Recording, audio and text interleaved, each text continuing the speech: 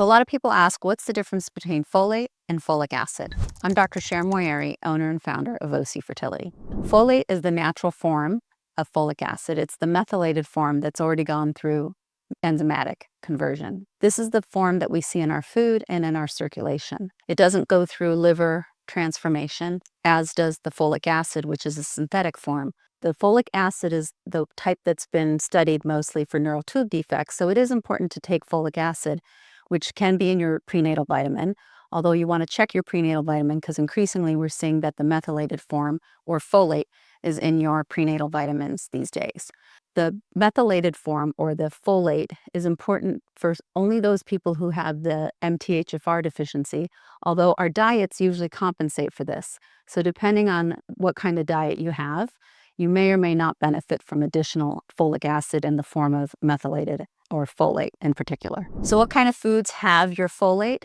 Dark leafy vegetables, eggs, seafood. These are the foods that you can get your folate from naturally.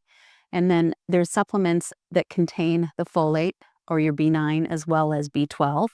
And one form in particular called Metnex can be prescribed by your physician. Patients who have a particular type of MTHFR deficiency, the specific gene mutation being the C677T, are the ones who might be at risk. And again, this is controversial, but those are the ones who might benefit from the folate supplementation. But for the most part, the folic acid is important because we know from studies that's key for neural tube defect prevention. And most women, especially in areas with socioeconomic stability, people are getting adequate nutrition. So if you want to take the methylated form, that's certainly reasonable, but most women are getting enough through their diets and through their prenatal vitamins. One last point to consider, if you're really concerned about whether or not you should be on the methylated form, you could always do a homocysteine level through a blood test, and that'll help you determine if that's valuable for your specific situation.